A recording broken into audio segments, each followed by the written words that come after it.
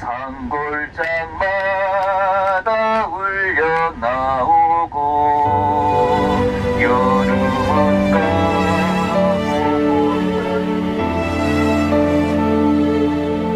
참으로 사랑하는 아버지, 저 북한 땅에 왔습니다.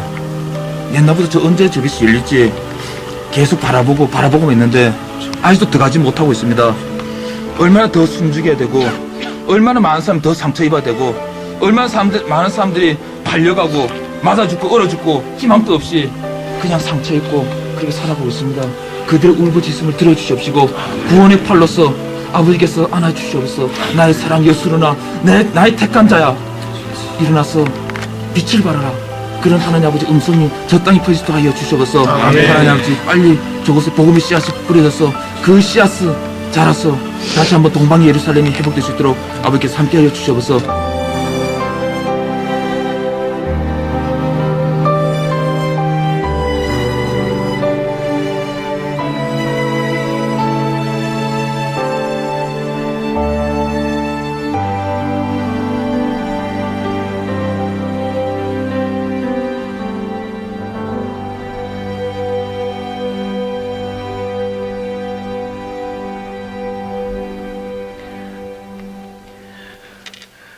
태어나서 처음으로 중국에서 북한 땅을 바라보게 되었습니다.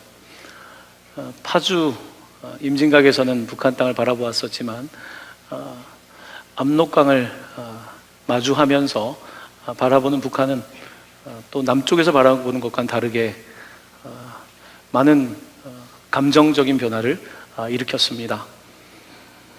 압록강은 오리 머리 색깔을 닮았다고 해서 압록, 아주 푸른 빛을 띠고 있는 압록강입니다. 800km가 넘는 한반도에서 가장 긴 강이고요. 바로 그 강이 중국과 북경을 가로지르고 있습니다. 그곳에 가면 어떨까 상상을 해봤는데 막상 가보니까 역시 피는 물보다 진한 것 같습니다. 가보니까 가슴이 설레고 그 땅을 바라보면서 그냥 평소와는 좀 다르게 그렇게 마음에 동요가 일어나는 것을 경험했습니다. 대부분 젊은 목회자들이기 때문에 처음으로 그런 경험을 하면서 저희는 그곳에서 함께 북한 땅을 바라보며 기도할 수 있었습니다. 가보신 분들도 계시겠지만 중국 단둥은 굉장히 화려한 도시가 되었습니다. 높은 건물들이 있고 밤에 보면 아마 불빛이 더하겠지요. 하지만 압록강 건너편에 있는 신우주 지역은 굉장히 어두운 곳입니다. 밤이 돼도 불빛이 보이지 않는 그런 곳입니다. 바로 이것이 압록강을 사이에 두고 있는 중국과 북한의 서로 다른 현실일 것입니다. 압록강 유람선을 타고 이제 북한 가까운 곳을 가게 되는데, 화면에 잠시 보셨던 것처럼 압록강에서 추운 겨울인데도 빨래를 하는 몇 사람을 보게 되었습니다. 이게 북한이구나. 또 지나가는 군인들과 강아지 몇 마리를 보면서 서로 또 손을 흔들었습니다. 손을 흔드는데 그냥 마음이 뭉클한 거죠. 이것이 바로 아마 우리가 한민족이라고 하는 그 피를 가지고 있는 그 공통점에서 나오는 것일 겁니다.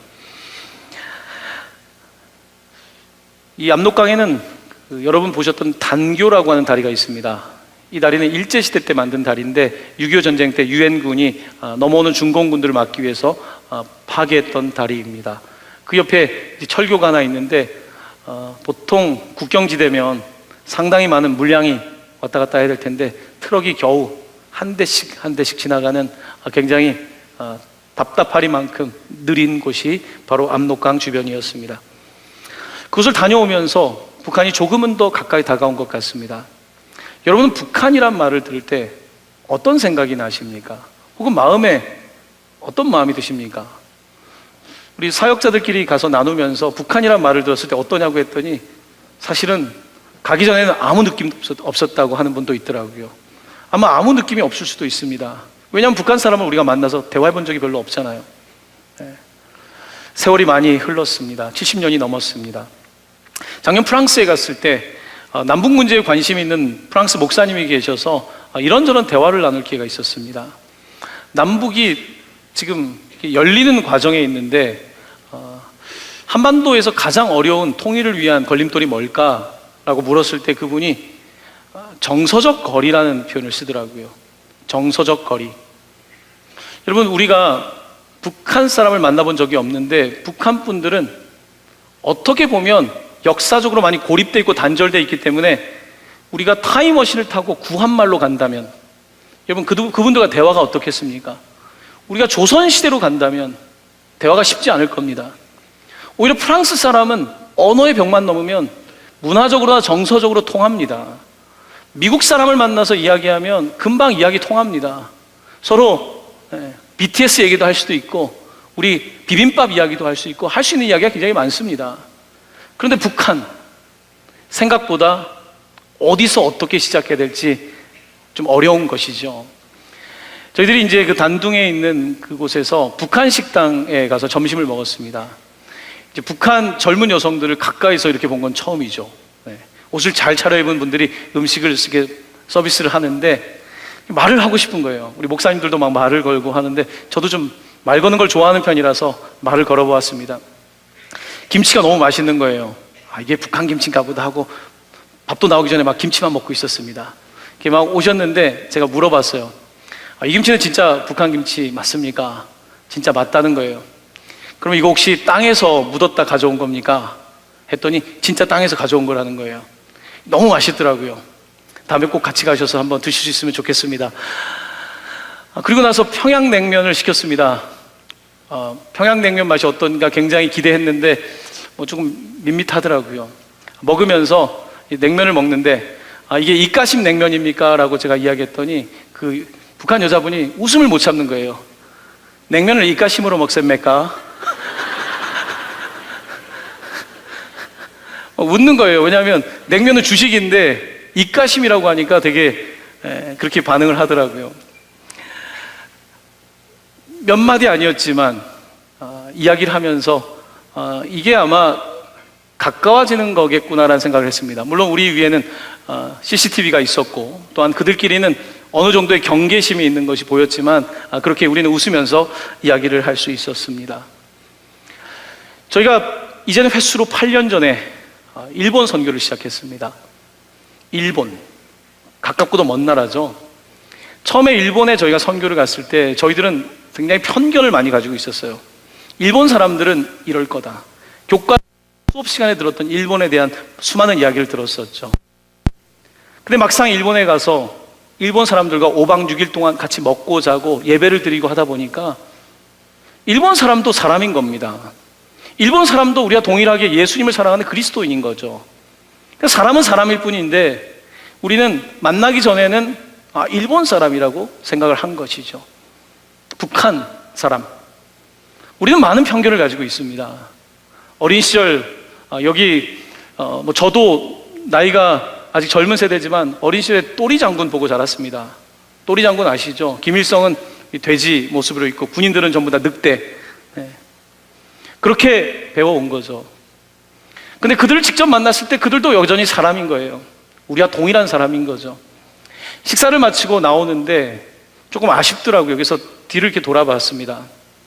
돌아봤더니 일하는 여성 둘이 이제 다 식탁을 정리하고 둘이서 손을 잡고 식당 주변을 걷고 있더라고요. 손을 놓지 못하는 거예요. 저는 그 손이 참 인상적이었습니다.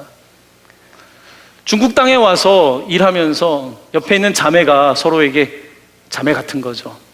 그들도 우리가 똑같은 거예요. 똑같이 돈을 벌어서 가족을 도와야 되고 똑같이 아프면 눈물을 흘리는 것이고 옆에 있는 사람이 손을 잡아줄 때 힘이 되는 것, 우리와 동일한 사람들인 거죠.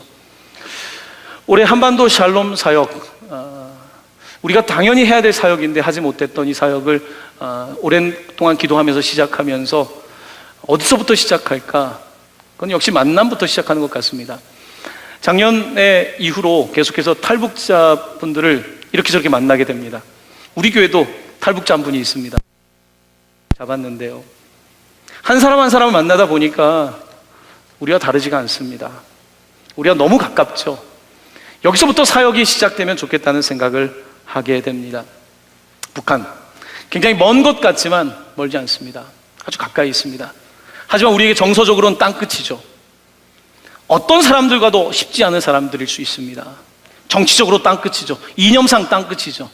모든 것이 가까이 있지만 땅끝 같은 이 북한, 하나님께서는 이 땅을 우리에게 선교의 나라로, 그 땅의 사람들이 우리가 함께 품어가야 될 사람이라는 생각을 놓칠 수가 없습니다.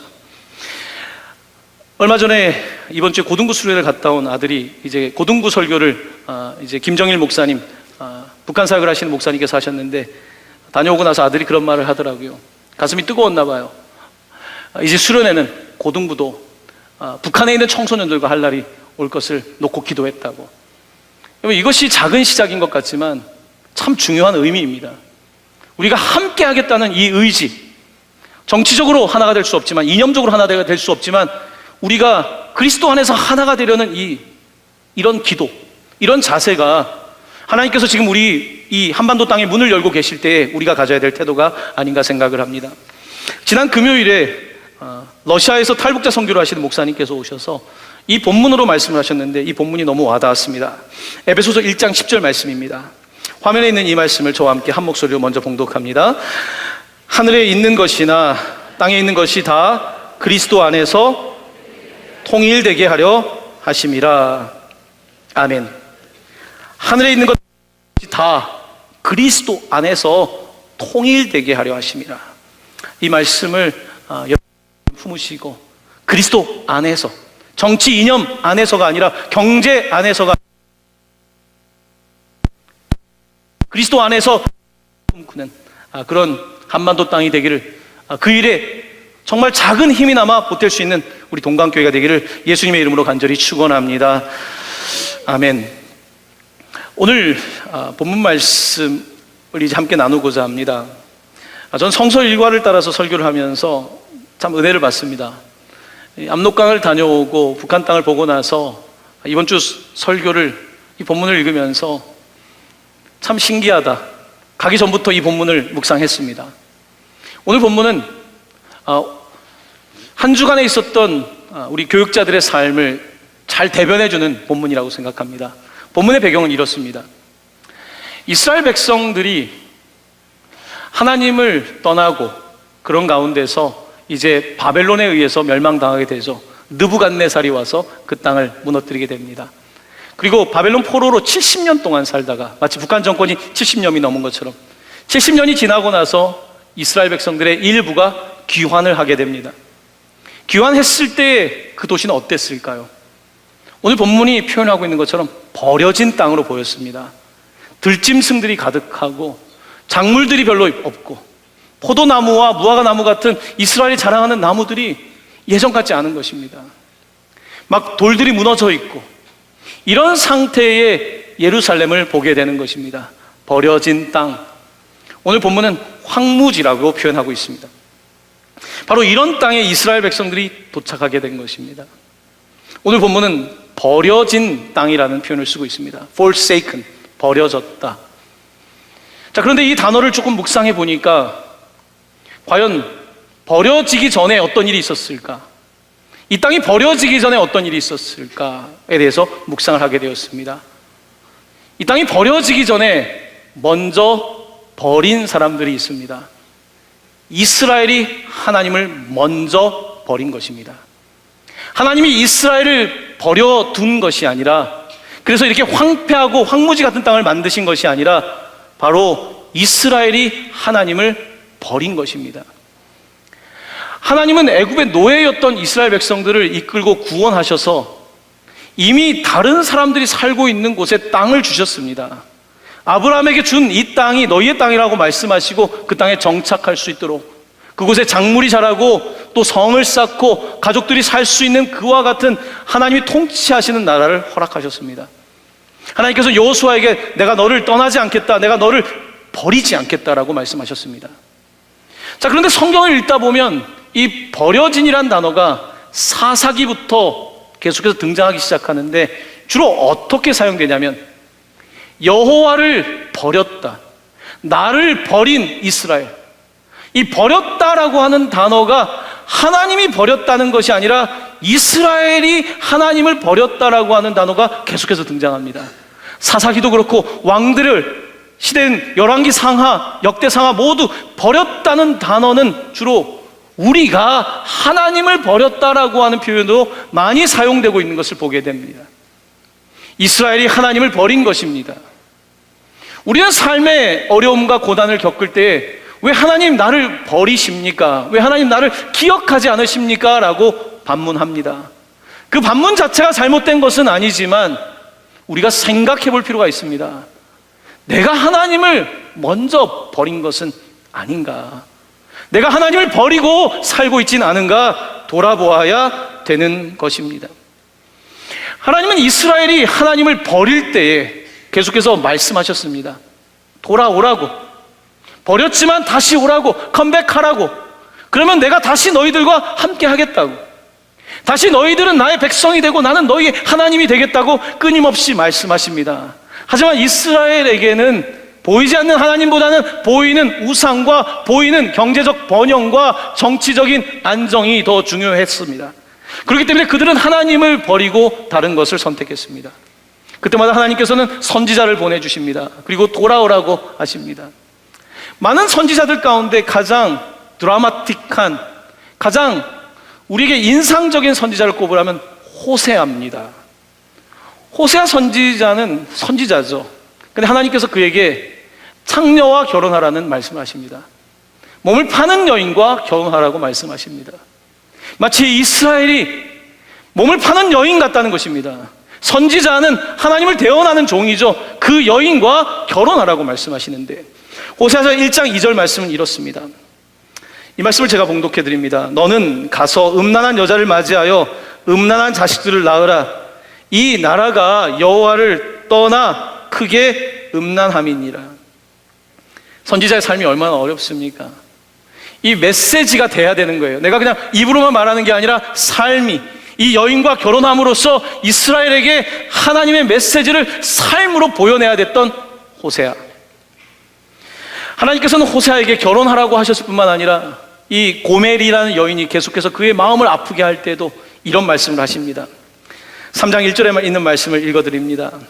여호와께서 내게 이르시되 이스라엘 자손이 다른 신을 섬기고 건포도와 과자를 즐길지라도 여호와가 그들을 사랑하나니 너는 또 가서 타인의 사랑을 받아 음녀가 된 그 여자를 사랑하라. 참 하나님의 마음이 느껴지지 않으십니까? 이 여인을 여전히 사랑하라는 것입니다. 이것이 하나님 아버지의 마음이고 이것이 호세아의 마음이 되어야 되고 이 마음이 전달될 때에 이스라엘이 다시 돌아오기를 하나님은 요구하셨던 것입니다. 이 땅이 황폐해지고 버려진 것은 먼저 이스라엘이 하나님을 버렸기 때문입니다. 하나님과 이스라엘은 언약 관계죠. 언약 관계예요. 언약 관계는 끊을 수 없는 관계입니다. 혈서를 쓴 그런 관계입니다. 너희들이 나를 버리면 어떻게 될 것인지에 대해서 하나님께서는 이미 시내산에서 수차례 말씀하셨습니다. 레위기 26장 33절 말씀입니다. 이 말씀을 함께 봉독합니다. 내가 너희를 여러 민족 중에 흩을 것이요 내가 칼을 빼어 너희를 따르게 하리는 땅이 황무하며 너희의 성읍이 황폐하리라. 하나님께서는 너희들이 나를 떠날 때 땅이 황무하고 황폐해진다고 말씀하셨습니다. 여러분, 북한 전 세계에서 가장 버려진 땅이죠. 황무한 땅이죠. 언제부터 일까요? 그럼 북한은 1960년대 전쟁 이후에 우리보다 더 잘 살지 않았습니까? 남한보다 훨씬 잘 살았습니다. 어떻게 이 나라가 이렇게까지 되었을까요? 도대체 어떤 일이 벌어지게 된 것일까요? 여러분, 북한은 사상 가운데 결국 막시즘, 공산주의를 자신들의 통치 이념으로 삼게 되죠. 여러분, 공산주의의 특징은 뭡니까? 그것은 무신론적 신관을 가지고 있는 것입니다. 그러니까 신이 없다는 거죠. 왜냐하면 종교는 인민의 아편이라고 하는 아주 분명한 생각을 가지고 있기 때문에 종교적 행위, 신에 대해서 이야기하는 것은 우리가 생각하는 유토피아와 거리가 멀기 때문에 그들은 철저하게 무신론을 따라갑니다. 무신론 없이 생겨난 그들의 핵심적인 사상은 유물론이죠. 결국은 물질인 것이죠. 결국 우리의 고통은 물질의 분배의 문제에 있는 것이고 이 유물론 역사관을 가지고 시작된 것입니다. 자, 그런데 이 김일성은 당시에 스탈린과 이 마오쩌둥이라고 하는 중국과 러시아라고 하는 이 강력한 공산주의 제국 사이에 있으면서 한쪽을 선택하기 어려운 거예요. 러시아 쪽도 중국 쪽도 선택할 수가 없는 거죠. 그때 민족주의를 내세우는 거죠. 우리 민족은 우수하다, 우리 민족은 다르다라는 것을 내세우고 우리의 주체 사상, 공산주의를 따라가지만 그 안에는 독재 정권을 따라가는 주체 사상이 만들어지는 것입니다. 그 주체 사상은 주체 사상으로 끝나지가 않죠. 시간이 지나갈수록 신격화되게 되어 있고, 그리고 주체교로 발달하게 됩니다. 처음에는 하나의 철학적인 것으로 시작됐지만 결국은 종교가 되는 것이죠. 지금도 사람들은 결혼하면 어디에 갑니까? 김일성 동상 앞에 가지 않습니까? 거기에 가서 인사드려야 되는 거죠. 왜냐하면 수령이시니까. 여러분, 북한 땅에 일어나고 있는 일은 무엇입니까? 하나님을 버린 것입니다. 그 땅 가운데 신은 다 배제된 것입니다. 모든 종교인들은 탄압을 받았고, 그리고 순교했고 남한으로 넘어온 거 아닙니까? 그들이 내려와서 세운 영락교회, 곳곳에 세워진 많은 교회들은 결국은 북한 분들이 와서 세운 교회들이 많은 것, 이것이 남한교회, 남한의 기독교 역사 아닙니까? 이 땅의 부흥은 교회가 세워지면서 부흥이 됐다면, 오히려 북한의 역사는 교회들이 그 땅 가운데 무너지게 되고 세속적인 사고로 우리가 우리 방식으로 바벨탑을 쌓아서 세상 가운데 가장 최고의 민족을 만들겠다라고 하는 그와 같은 사상과 그와 같은 방식이 오늘의 결과를 가져온 것은 아니겠습니까? 바로 이것이 오늘 북한의 현실인 것입니다. 오늘 본문은 우리에게 말씀합니다. 버려진 땅, 황무지, 마치 이스라엘의 모습처럼 버려진 이 땅을 바라보며 하나님은 어떤 마음을 가지고 계실까? 우리는 한번 관광 가서 바라보는 북한이지만 하나님은 어떤 마음으로 이 땅을 바라보실까? 북한의 형제 자매들의 모습을 하나님은 바라보고 계실까? 오늘 본문은 황무지 버려진 땅을 향해서 하나님께서 새 이름을 주시는 아름다운 본문입니다. 더 이상 이 땅은 버려진 땅이 아니다. 더 이상 황무지가 아니다. 이 땅은 헵시바, 나의 기쁨이 그녀에게 있다. My delight is in her. 내 기쁨이 이 여인에게 있다. 내 기쁨이 이 이스라엘에게 있다. 뷰라, 결혼한 여자라고 이스라엘 다시 불러주고 있는 것입니다. 그동안 마치 고멜처럼 다른 남자에게 갖고, 다른 우상에게 갖고, 다른 이데올로기에 빼앗겼던 그 삶을 돌이키시면서 이제 이 땅은, 예루살렘은, 이스라엘은 나의 기쁨이다, 나의 신부다, 나의 결혼한 여자라고 말씀하고 있는 것입니다. 여러분, 당시에 결혼 유무는 상당히 중요했습니다. 여러분, 성경에 보면 룻기에 보면 이 룻이라고 하는 여인이 이방 여인으로 유대인과 결혼을 합니다. 그런데 그녀가 살던 모압 땅의 기근이 일사 베들레헴으로 시어머니 나오미가 오게 됩니다. 그 땅에 도착했을 때 얼마나 황당합니까? 내 민족이 아닌 곳에서 혼자 살고 있는 거예요. 여러분, 남자들이 가만뒀겠습니까? 얼마나 희롱했겠습니까? 얼마나 수근덕거렸겠습니까? 얼마나 고통스러웠겠습니까? 그때 하나님께서는 나오미의 이 룻에게 보아스라는 남자를 주십니다. 보아스라는 남자가 이 여인을 날개를 덮어서 품습니다. 이 여인을 보호해 줍니다. 이게 룻기의 이야기입니다. 헵시바라고 하는 이 앞에 헵시를 뜻하는 원어는 보호라고 하는 뜻도 갖고 있습니다. 기쁨이라는 뜻 말고 보호. 헵시바라고 하는 뜻은 하나님께서 우리를 보호해 주신다, 하나님께서 우리를 정말 기뻐해 주신다, 마치 남편이 사랑하는 아내를 보호하고 매일 봐도 기뻐하는 것처럼 그렇게 여기신다라고 말씀하고 있는 것입니다. 결혼한 여자라는 것입니다. 뷰라라는 것입니다. 누구도 건드릴 수 없는 내 여자라는 것입니다. 오늘 하나님께서 이스라엘 향하여 이제 이 이스라엘은 누구도 건드릴 수 없는, 어떤 이방도 건드릴 수 없는 사랑하는 내 아내라고 말씀하고 있는 것입니다.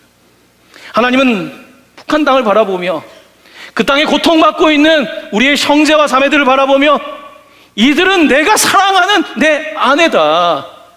이제 70년이 지나고 이들은 내가 사랑하는 헵시바고 뷸라라고 말씀하시는 것입니다. 이게 하나님의 마음입니다. 하나님의 사랑의 마음인 거죠. 하나님은 이제 70년이 지나고 이스라엘을 가만히 두지 않겠다고 말씀하십니다. 자, 62장 1절 말씀을 보십시오. 우리 함께 1절 말씀을 봉독합니다. 나는 시온의 의가 빛같이 예루살렘의 구원이 횃불같이 나타나도록 시온을 위하여 잠잠하지 아니하며 예루살렘을 위하여 쉬지 아니할 것인즉, 하나님은 이제 잠잠하지 않겠다는 것입니다. 내 백성의 고난에 더 이상 잠잠하지 않겠다. 더 이상 나는 쉬지 않겠다. 이들이 구원받을 때까지 쉬지 않겠다라고 말씀하시며 이제는 때가 되었다. 이들을 나의 신부로 부르신다고 말씀하고 있는 것입니다. 사랑하는 성도 여러분, 성경에는 하나님과 하나님의 백성의 관계를 결혼이라고 하는 은유를 통해서 많이 설명하고 있습니다. 내 부인이라는 것, 사랑이라는 것. 성경 66권 가운데 가장 납득되지 않는 책, 왜 이 책이 있을까? 성경 66권 가운데 그 책이 바로 아가서입니다. 아가서, Song of Songs, 노래 중에 노래. 66권 가운데서 어쩌면 가장 정수에 해당하는 책이 아가서입니다. 근데 아가서에는 하나님이라는 단어가 한 번도 등장하지 않습니다. 한 번도 하나님이라는 말은 등장하고 있지 않은데 남녀 간에 아주 로맨틱한, 처음 만난 남녀의 아름다운 사랑을 그리고 있는데, 하나님은 우리를 그렇게 사랑한다네. 나의 사랑하는 자야, 어여쁜 자야, 같이 가자. 난 너 때문에 마음이 너무 안타까워서 죽게 됐다. 상사병에 걸려있는 하나님의 모습을 아가서는 표현하고 있는 것입니다. 난 널 너무 사랑해서 입을 맞추고 싶다.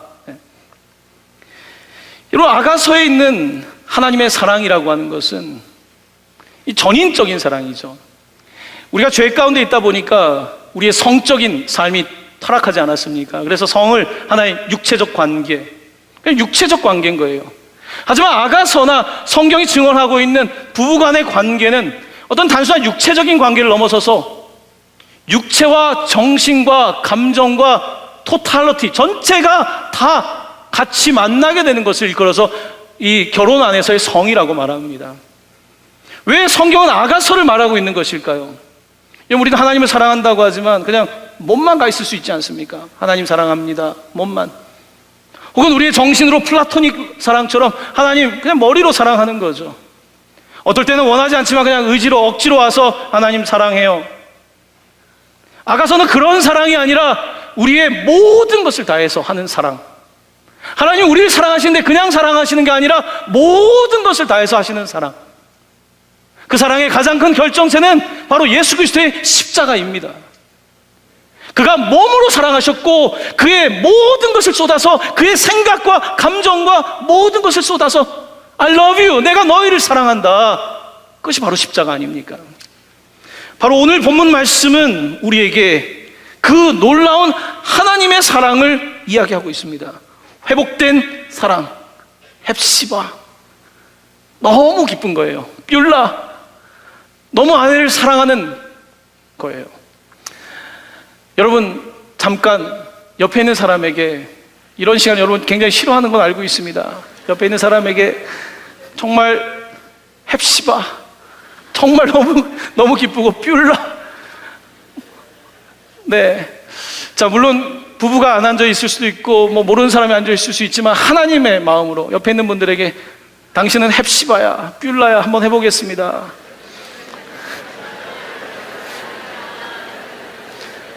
네. 성도님들이 제발 이거 좀 그만했으면 좋겠다고, 하지만 저는 계속해서 할 겁니다. 하나님도 계속해서 헵시바, 뷸라, 네, 너무 사랑한다고 하시니까.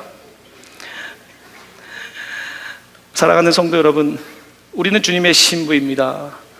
성경은 하나님의 부르심을 받은 우리 교회를 그래서 신부라고 표현합니다. 이 표현은 놀랍게도 성경의 마지막 책인 요한계시록에도 이렇게 기록이 되어 있습니다. 화면에 있는 이 말씀을 함께 보시면서 봉독합니다. 또 내가 봄에 거룩한 성 새 예루살렘이 하나님께로부터 하늘에서 내려오니 그 준비한 것이 신부가 남편을 위하여 단장한 것 같더라. 아멘. 단장. 여러분, 그냥 치장이 아닙니다. 단장입니다. 이 단장이라고 하는 것은 질서 있게 정리했다는 것입니다. 남편을 위해서 질서가 잡힌 것이고 정리가 된 것입니다. 마치 열처녀 비유에서 열처녀가 등을 준비했다고 할 때 그 준비란 단어와 단장이라고 하는 단어는 같은 단어입니다. 오늘 우리가 이제 주님의 신부로서, 새 예루살렘으로서 정말 남편을 기다리는 이 헵시바처럼, 남편을 기다리는 뷸라처럼 하나님은 우리가 그렇게 살기를 원하십니다. 또한 이 땅, 우리가 살아가고 있는 이 남한 땅의 교회뿐만 아니라 북한에 있는 우리와 형제 자매들도 하나님의 헵시바로, 뷸라로 하나님이 너무너무 사랑해서 기쁨을 참을 수 없는 그런 관계, 하나님께서는 원하고 계시는 것입니다.